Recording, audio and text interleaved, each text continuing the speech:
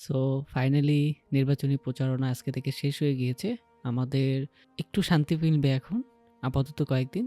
কারণ যে পরিমাণ সাউন্ড পলিউশন অলরেডি হয়েছে কয়েকদিন, এটা থেকে আমরা ২ দিনের জন্য হলেও পরিত্রাণ পাবো। ১২ তারিখেরটা ১২ তারিখে দেখা যাবে। সো এখন আমাদের সবচাইতে বড় যে প্রশ্ন সেটা হচ্ছে যে আমি কোথায় গিয়ে ভোট দেব?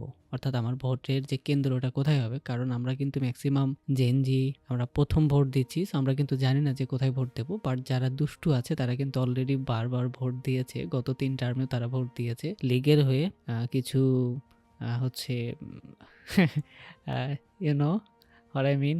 সো যাই হোক, এখানে দেখাচ্ছে যে ২ দিন ৩২ মিনিট এত সেকেন্ড বাকি আছে। তো এটা হচ্ছে নির্বাচন কমিশনের ওয়েবসাইট। এটা যাই হোক মোটামুটি ইনফরমেটিভ মনে হয়েছে।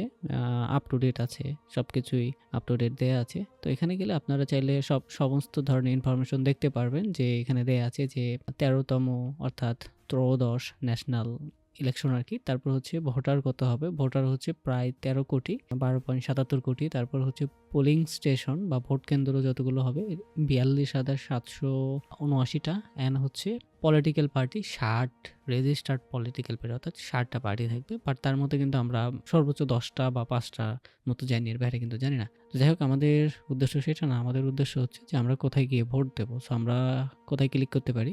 আমরা যেটা করতে পারি, আমরা পোলিং স্টেশনে ক্লিক করতে পারি। সো এখানে ক্লিক করলে আমরা হচ্ছে ২ ভাবে দেখতে পারবো। এক হচ্ছে এখান থেকে আমরা বিভাগ, সো আমার বিভাগ রাজশাহী, দেন হচ্ছে আমার জেলা বগুড়া, আমার নির্বাচনী এলাকা বগুড়া ৭ আসন। এখানে যতগুলো কেন্দ্র আছে সবগুলো কেন্দ্র দেখাচ্ছে। এখানে বাংলা দিয়ে দেখাচ্ছে সবগুলো। তো এখান থেকে যদি আপনার আশেপাশে কোনো কেন্দ্র থেকে থাকে তাহলে বুঝতে হবে যে সেটাতে আপনার হবে। তো এখানে প্রাথমিক বিদ্যালয়ও হবে, হচ্ছে উচ্চ বিদ্যালয়ও হবে, মাদ্রাসাগুলোতেও হবে। তো আমার নরমালি মেম্বার চেয়ারম্যানের যে ভোটগুলো হয় সেগুলো আমার প্রাইমারি স্কুলেই হয়। বাট যেগুলো ইউপি নির্বাচন হয় অথবা দেখা যাচ্ছে যে এমপি নির্বাচন সরকারি যেগুলো হয়, এগুলো আসলে কি বলে আপনার আমার হাই স্কুল আছে সেখানে গিয়ে হয় আরকি। তো এখানে আমার সে কেন্দ্রের নাম নাই। আমি যেটা এক্সপেক্ট করছিলাম যে আমার প্রাইমারি স্কুলে হবে সেটাতে হচ্ছে না। এটা আমার হাই স্কুলে হবে। হাই স্কুলের নামটা এখানে আছে। বাট আপনারা এখান থেকে চেক করে দেখতে পারবেন। তো এখানে যদি সার্চ করে আপনারা না পান অথবা আপনি একটু কনফিউজ থাকেন, তাহলে কিন্তু আপনি খুব সহজে আপনার এনআইডি নাম্বার এবং হচ্ছে আপনার যে বার্থ ডে আছে অর্থাৎ আপনার যে জন্ম তারিখ আছে সেটা দিয়ে কিন্তু খুব সহজেই দেখতে পারবেন। সো এখানে আমি আমারটা দিচ্ছি। অ্যান্ড হচ্ছে আমার জন্ম তারিখ,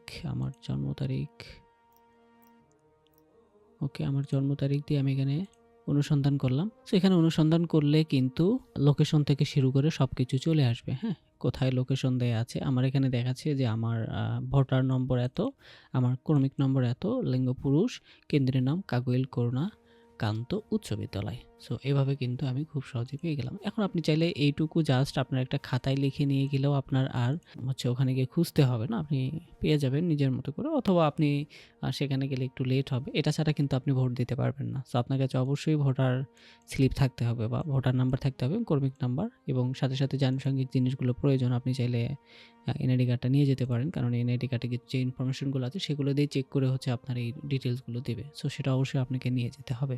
সো অ্যান্ড সর্বশেষ অবশ্যই জুলাইকে বেঁচে রাখতে হলে আমাদেরকে গণভোটে হ্যাঁ ভোটে জয়যুক্ত করতে হবে, এবং জাতীয় সংসদ নির্বাচনে আমরা যে প্রার্থীগুলোকে নির্বাচিত করব সেগুলোকে অবশ্যই আমাদেরকে একটা ক্রম করতে হবে, একটা মাপকাঠি নিতে হবে যাদের আমরা একটু উপরের দিকে রাখতে পারবো। অর্থাৎ আমরা একটা নাম্বারিং করব যে এর থেকে এ ভালো, এর থেকে এ ভালো, এরকম করে নাম্বারিং করে যে আমাদের কাছে সবচেয়ে বেশি ভালো হবে, এটা শুধু আমাদের জন্য না, অর্থাৎ আমার নিজের আদর্শের সাথে যায় এরকম ভালো না, যেটা অ্যাকচুয়াল ভালো, আমি নিজেও জানি যে ভালো, আমরা তাকে নির্বাচিত করব। কারণ আমার একটা ভুলের কারণে আগামী ৫ বছর আমাকে কাটতে হতে পারে।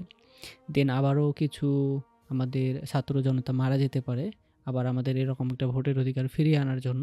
আর আমরা যদি ভালো কোনো প্রতিনিধিকে নির্বাচিত করি তাহলে আগামী ৫ বছর আমরা আমাদের যত অধিকার আছে এবং যে জন্য আমরা জুলাইয়ে আন্দোলনটা করেছি, আমাদের ভাইয়েরা আহত হয়েছে, নিহত হয়েছে, তাদের জন্যও কিন্তু এটা একটা সফলতা বয়ে আনবে এবং আমাদের জন্য কিন্তু ভালো দিন আসবে বলে আমি আশা করছি। সো আপনাদের সবার জন্য শুভকামনা রইল। ১২ তারিখ সকাল, সকাল ভোট কেন্দ্রে যাবেন। কোনো ভয় পাওয়ার কিছু নাই, এবং আপনার ভোটের যে আমানতটা আছে সেটা ভালো মানুষকে, একজন ভালো প্রার্থীকে দিয়ে আসবেন আশা করছি। সো আসসালামু আলাইকুম।